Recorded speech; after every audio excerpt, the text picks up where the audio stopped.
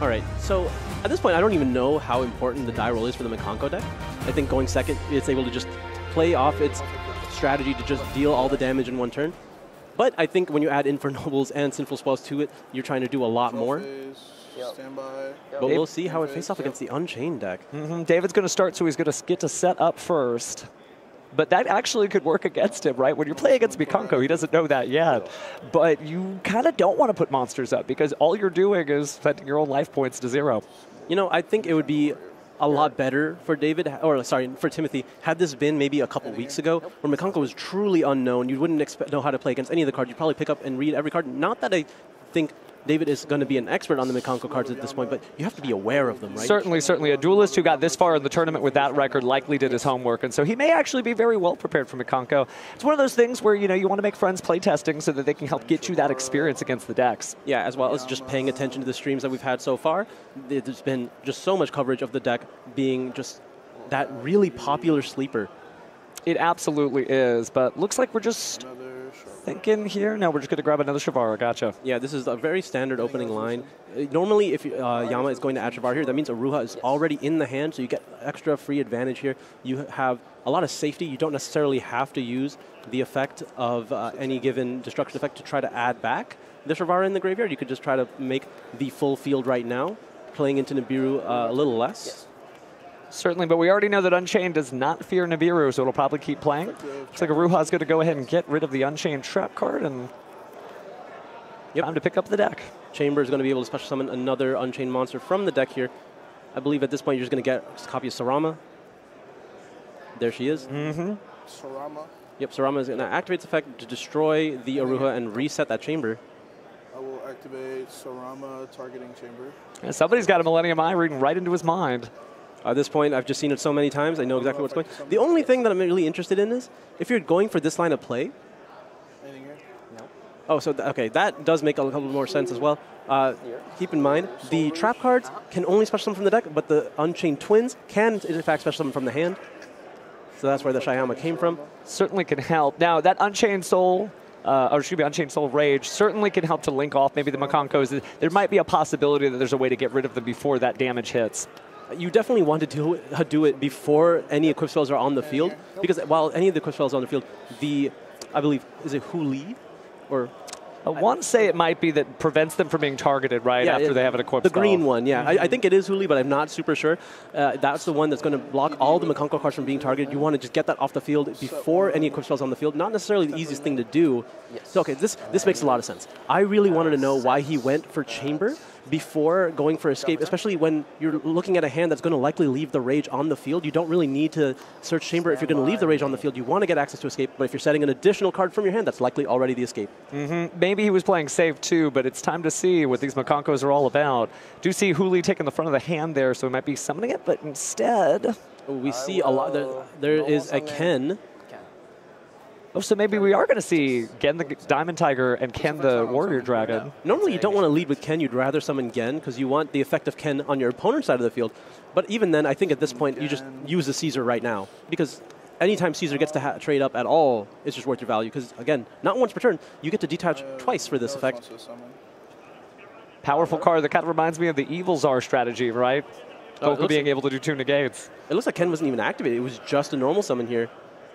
Now that's interesting. You don't usually see that monster summoned to the field unless it's going to use its powerful effect. Oh, okay. He just wants a warrior on the field so that Firefly Lady is able to special summon itself. Control warrior, you can summon her, right? Correct. And it is an ignition effect, so I would have to declare effect to summon. So we're going to go to an open game state in between. Does that mean we're going to use the Unchained Soul maybe to link that off? Ignition effect is special because I control a warrior. That doesn't seem like we do. Yeah, he's going to go ahead and let him do all this. I think he's not super concerned about 2 warriors right now. Like, every single card he has effectively deals with 2 warriors, you know, as far as, like, if you assume the immediate threat is Isolde. As far as I'm fairly certain that Firefly Lady is... Oh, it looks like Firefly Lady is an effect that activates in hand. Yes. So even then, just being able to use Caesar to get rid of it outright, also probably fine. That is correct. It is an ignition effect. So because it activated, well, you can say no to it. And there is that copy of Escape that we assume is also there, that's set, but necessarily not known to Timothy here. It wouldn't make a whole lot of sense to go for another copy of Chamber unless you assume that you get to play into the field that way. He's going to use his Triple Tactics talent. So this is interesting. This might, you might have to force out the escape here, or you just have to use Shrivara on your Caesar right now. Draw. Oh, he's using it to draw. That's fine. Oh, okay, okay. No problems here. Yeah, drawing is really not... No problems at all. Ash Blossom immediately cuts that off. Thrust? Okay. That's, I mean, if you're leading with talents here and you're using thrust tactics already used, I wonder what you're even going for that matters at this point. Well, the sky's the limit. He can add any spell or trap to his hand. That's a normal spell, so let's see what he grabs. He only has, I believe, 3 other cards in his hand, because so it was Ken, it was Tactics, and it was Reinforcing the Army for Fireflint. It looks like we're going to grab Preparation of the Right, so it might be ritual time. All right, they're probably going to go ahead and add the Mikanko level 6 monster here. Because they could not add the level 9. Which is 6 or lower ritual, right? 7 or lower, but yes. You don't have a ritual spell. Yeah. But the only one he cares about is 6. Looks like it's going to be Ohime, the Manifested Mikanko. A very strong card, often, like, well, not often seen, but initially seen at the release of Amazing Defenders in the Tierleman strategy, being able to add more free level 6 monsters to the field to go into Beatrice, but pretty good in its own actual strategy. Yeah, that's what we're seeing just from, again, performance in YCS Indianapolis, Santa Cruz, and here. I added a Mikanko card, and then I discarded. So you're going to go ahead and add a Mikanko card from the deck to the hand. First, Yeah, you're good. Can be another Ohime, though. Can I read that trap while yours? It's Yeah, so it's going to go ahead and add, I can't tell which spell he's adding here. He's going to discard the trap. The trap is going to be able to use its effect in the graveyard to float another monster if he's able to. But this is going to be able to, I guess now it really depends on which spell. It looks like it could be Arabesque. Oh no. Activate Water Arabesque. Yep, it is Arabesque. It is. can I read Airbus? So let's as a class, during your main phase, you can special summon a Mikanko monster from your hand or deck with a different original name than the equipped monster, and if you do equip it with this card, then return the monster that was previously on the field back to the hand. Yeah, I think you absolutely negate this in some fashion. I mean, because it does summon from the deck, I do believe you are... oh, you can't use Caesar on it because it activates itself as just a regular equip spell. It doesn't do anything on activation, so you likely have to use some kind of destruction effect now. You're probably free to use... You can't use that escape, not that one. The middle one you can, if it is escape. Would you look at that? Ah, there we go. Bloody Mind working again. Resolves. Doesn't have any response there, so we are going to go ahead and resolve that. I imagine Rage is going to be able to look through that graveyard, add Samsara back to hand. Yep. Targeting Sarama. Oh, that one, yes. And then Yama's going to summon back that Rage. That is the only weakness of this matchup. Because those are equipped spells, they do have to be faceable on the field when their effect comes to resolve. And since it was destroyed before that, well, no Arabesque. Interesting that he actually used the Yama here to summon back the Rage. I mean, it's important to have the effect available, but because you already have Chamber set, maybe you don't want to leave it vulnerable on the field. Oh, because, okay, Ken and Gen are once per turn effects, not on summon effects. He opted to wait until this point. Not a bad idea. Does mean he can go playing, but he's decided not to. I feel like they're cheering for Timothy. There's some fans on both sides. Players exhibiting great sportsmanship, and it looks like Timothy is going to be starting up. Stand by me. Yeah. I'll start off normal summon again. Oh, that's the one you want. Anything I'll summon. Working on something. Oh, activate again effect to summon Ken on your side of the field. Does that resolve? I think it might. It will not. Oh, okay. Looks like infinite permanence coming down. That is the bane of this card's existence, is it trying to resolve. But it is a warrior, and you do have Firefront Lady to just keep going here.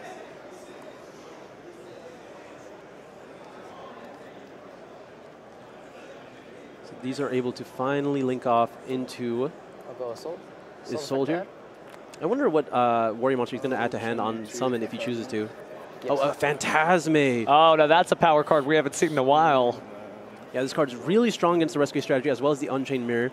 But, you know, if you know your opponent's going to be summoning a Link monster, you might as well put it in. All right, so he is searching the deck. And I summon her this turn. Not going to be able to summon that card, but might set up for next turn. But based on what happened last time, there might not even be a next turn. Yeah, like Firefront Lady is definitely ideal when you already use one this turn. It's a very strong extender, but I think like now we get to really see what is the Infernoble part of this deck. Oh, and the Drone Lockbird. Commentator's curse. I don't think we do get to see the rest of the deck. I mean, it's probably, I mean, you still get to send 4 equip spells maybe. You'll see how far that goes. Putting the equip spells for the Mikanko strategy in the graveyard, a lot of them do have some kind of beneficial effect when they're in the graveyard, or at least there's more access to them when they're in the graveyard as well. I believe it is the green one, like I don't know my name like immediately, but the green one is a reborn in the graveyard. I think you're talking about Mikanko Dance Mayo Arshidori. I'll believe you, yeah. If this card is at the graveyard, you can target a Mikanko monster to your graveyard, special summon, and if you do, equip it with this card, but banish it when it leaves the field. See, you know, I half knew what I was talking about. In fact, the only thing I didn't know was the name, and I think that's okay. Teamwork makes the dream work. It looks like he's going for a Ken here. Now, speaking of teamwork, Gen and Ken are back in action. Summon Gen to your side of the board. Sure, I guess David will have to accept discarding a card. Which isn't necessarily a bad thing in Unchained. Setting your graveyard up in advance can make for some powerful plays later. Yeah, I do believe with these you do have the choice. So if there is a Sharvara in his hand, this actually sets him up a little bit more. Mandatory effects make you discard one. I discard a card? Yeah, you get to choose. All right, staring at his hand here. How ideal can this be? Does he have a Sharvara to throw away? Any 6-star fire attribute fiends? It must be a painful choice, that's for sure. Trying to figure out which of many cards to send to the graveyard. I'm going to slam my head on the table. Oh, we'll just say it's a painful decision then. Still hasn't made one, though. Okay, it looks like he doesn't have such a free choice. He's going to just send Abomination Prison, which is odd. That is such a strong card. How good does your hand have to be for that to be the card you throw away? It might be that good. David's also up a game, so you can take a little bit of time. You can maybe make some different plays than you would ordinarily see if that closes the game out. Yeah, so this is, I think, another reason why Timothy's deck is built the way it is. When you have Ken again, you really are trying to take advantage of those tactics cards, whether it be talents or thrust. Doesn't get to get as much value now when you know Droll is already resolved, but here we do have access to Arabesque. Target Phantasma. That's just interesting. Because he targeted Phantasma, he can choose to use Phantasma's effect to negate it. Okay, he's going to use that Phantasma effect, discarding his card, and that's going to stop that. All right, so there's 2 key engine pieces gone now. How many more cards are in Timothy's hand that are live at this point? We know he does have the Firefront Lady. What is the other card at this point? There's 2 other cards at least. I think I see a third one down there. And well, one of the Firefront Lady, right? Okay, so there's the Change of Heart. So we got to bait out the Phantasma because he really wanted that Change of Heart to resolve. Do you have 2 level 3 monsters on the board? Are we about to open the overlay network for Acid Golem of Destruction? I would imagine Xyz's armor, I believe, it's not Fortress, which is the level 3 one, would also be able to draw him a card, but if it wasn't for, of course, the Droll and Lockbird in this case. I'm going through the extra deck now, thinking about his decision.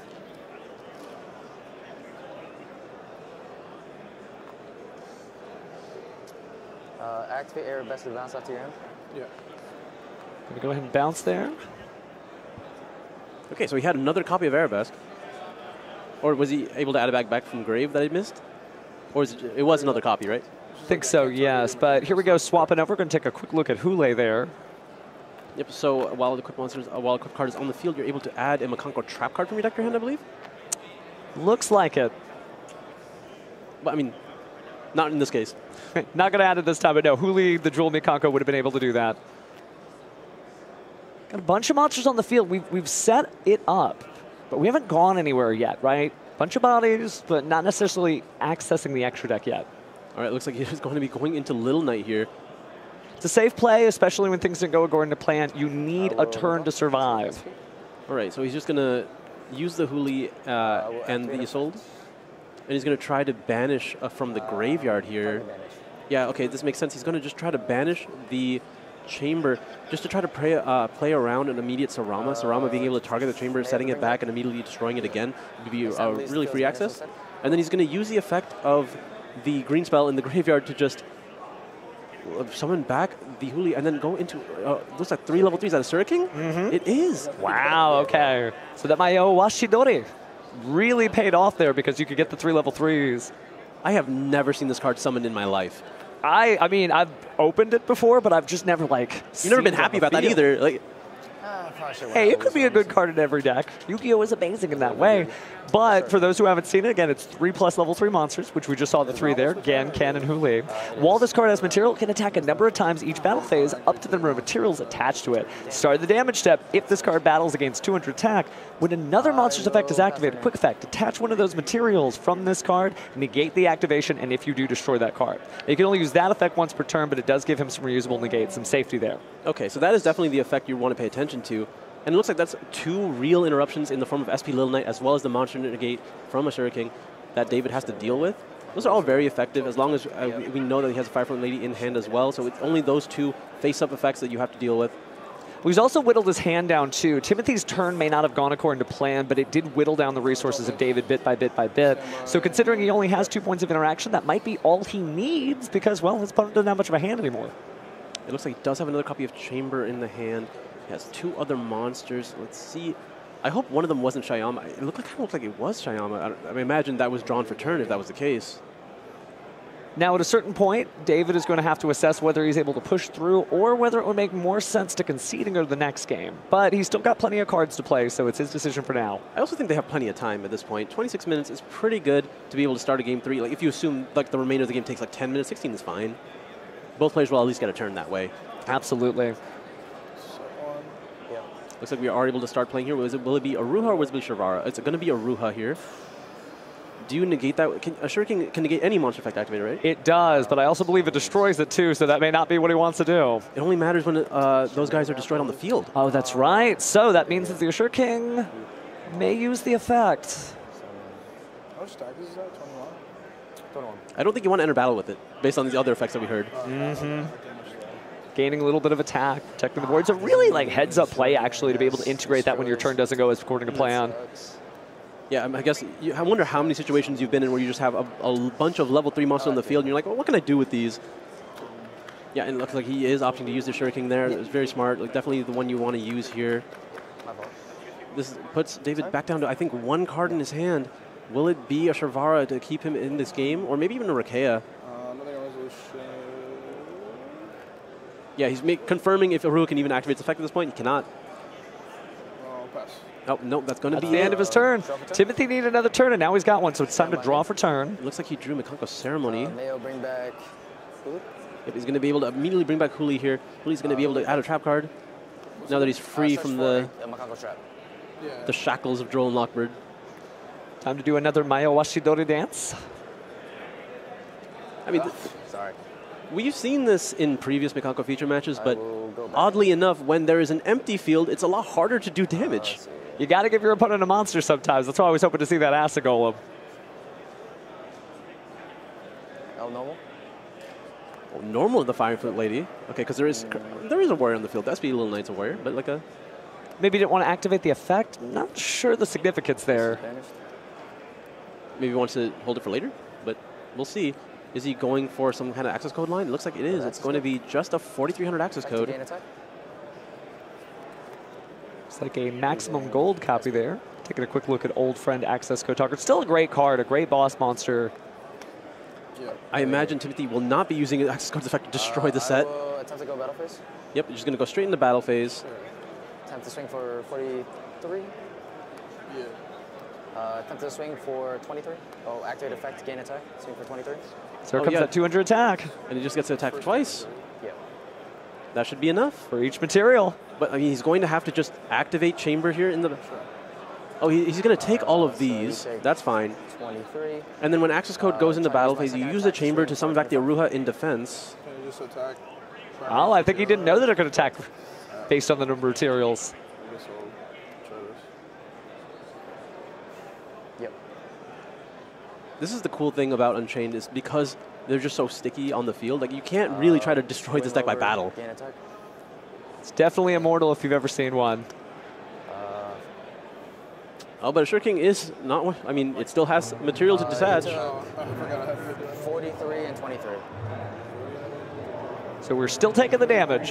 At least the first 2 attacks, but we're deciding what we're going to do here. Yeah, it looks like he just forgot about the Assure King's effect to attack again, or not attack again, but to just negate a monster effect. So he probably should have blocked the access code tracker just to take the minimum amount of damage. I'll negate. Yeah, that's fine. I'm fumbling the bag here. Yeah, Timothy not really realizing that Chamber could have been an option there. It's not over till the last card is played. He still has that one effect negation with the Assure King, and there's not that many cards in David's hand to work with. So even if a top deck Turd Guide was there, the Assure King should deal with it. He does have the trap card now for the Mikanko deck. But there is still a single material attached to Assure King, so he went ahead and scooped. That is the magic of this great game we love. All right, I did see a Lava Golem. I definitely saw a Lava Golem.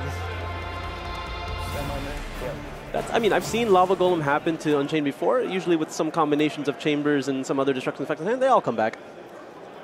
But you don't get the Caesar anymore, and I think that's the biggest step. But you do give them a Fiend monster, which could be some interesting, little combinations of cards there. But still kind of thinking about it, looking at the hand. Yeah, it looks like Timothy flashed us some of his hand for just everyone in the crowd here. He wants to let them know what he has access to.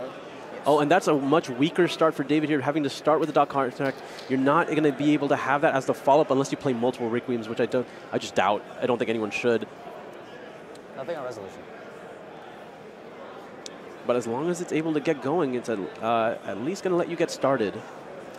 We did see the Vice King Requiem added to the hand from the deck there, but not sure where the next play is going. I mean, likely you're just going to summon it out to the field, summon the Deus Ex, and then you're going to try and destroy some form of trap card or like some effect that'll trigger to summon out another monster from your deck, likely Shavara, and then it's the same as if you open Turd Guide. It requires a lot more effort, but if it works, it works. Timothy seems unsure of his play, kind of sorting through his hand there. Not sure if he's got a relevant card to activate. Oh, I said nothing on resolution. Oh, I thought you said think on resolution. No. Okay, yeah, there's a little bit of confusion there. I was so confused. I'm so Been a sorry. long day, Okay, looks like it was just a little confusion there, but players are ready to keep going. I should have been more vocal.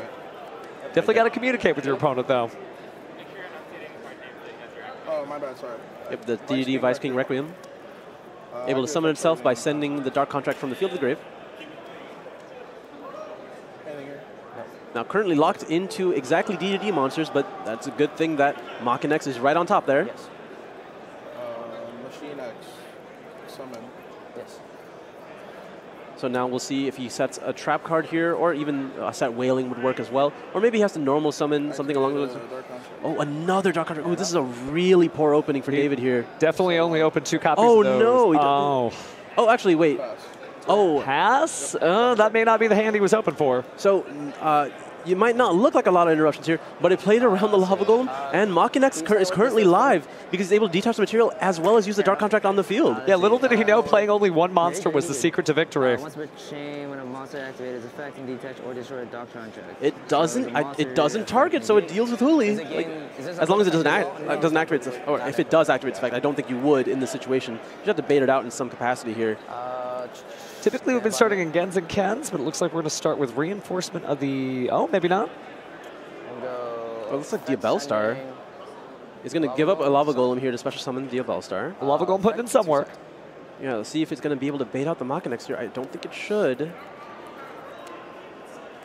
I don't know how... Maybe David's going to take the gamble that Timothy's hand's really weak. Sure. Yep, no, it looks like he's going to let it go. Went ahead and let it go. I mean, this is the first time you're seeing Diabellstar this late in the game, so it's obviously not integral to his combo. Mm-hmm. He is 3K. Yeah, Deus King. I'm going to go Machinex activate. being very, very large here. All those DD monsters typically are.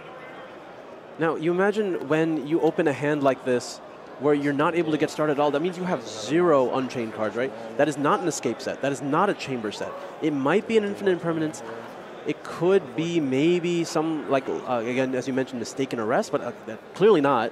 It would have happened here. We already have been jumping on that bus, but looks like reinforcements of the army is going to search through, and this is going to tell us a lot about where Timothy is going with this turn. It looks like he's going for Gen here. All right, the Diamond Tiger's back.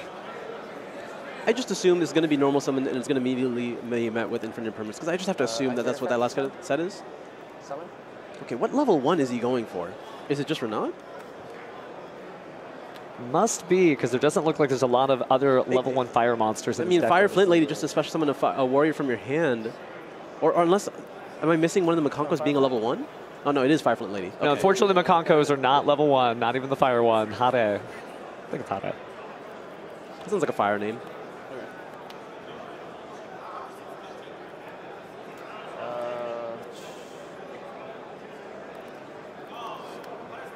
Saure. Good intuition on that one. Trying to figure out what's coming next. Target. All right, so he's going to be able to... Yeah, that one is definitely once per turn total. Like, you can only do one effect per turn. Wanted, you could do both effects on the same turn, because that card's unreasonable. But It is a great card. Looks like we're going to see Gen the Diamond Tiger again. I just can't imagine this card resolves. But luckily, that's still 2 warriors, so it opens up the option for Isolde. It's funny, now I see 2 warrior monsters, and I immediately think super polymerization from earlier in the tournament. But that's not happening here. I don't think he actually activated the effect yet. He hasn't yet. It is an ignition effect, so we can hold off for just a moment. Take a look at the extra deck. Yeah, he's trying to consider his options. Maybe he knows that he won't be able to extend any further if he activates it again and the Makinex is used. Given, but he would still be able to draw 2 cards, so I imagine that's always worth it. Like, it's not something you would ever throw away. And to a degree, this deck is sort of choose your own adventure. A lot of different lines you can go through. But for this one, we're going to send those 2 to the graveyard.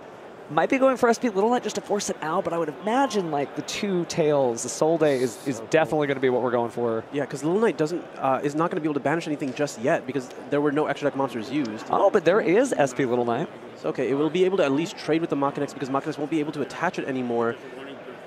Gotcha. Sorry about that. I will set 1. Oh, very interesting. Both players not getting the strong start that they showed in the previous duels. Well, the Makinex really just put a damper in all of Timothy's plans for this turn. David's going to have to start taking some damage from the contract in the standby phase. That's the dark contract you make with that game. But I mean, now David should just enter battle phase attack the Little Knight and then try to play main phase 2. I don't think he should let this Little Knight do anything. He also still has the effect to destroy as well, so it should be battle phase, attack over the Little Knight. Yep. Looks like that's the playbook we're filing. Yep, going to go ahead and make sure that card gets no value whatsoever. Attack for some 1,400 points of damage here. Then he's going to be able to main phase 2, shuffle back that contract in the graveyard, destroy the set from Timothy. Going right into main phase 2, just as expected. Although there weren't a lot of other cards you could play. Declare effect on the back row. Yep. Takes a zone destroy it, and this gets shuffled. I gain 1,000. Okay. Yeah, he gets the 1,000 right back. Little rebate on that contract, huh? Yeah, I'm trying to... I'm not super sure which Mikanko card that is. It's not Ceremony. No, based on the pattern, it looks like it's probably Mikanko Kagura.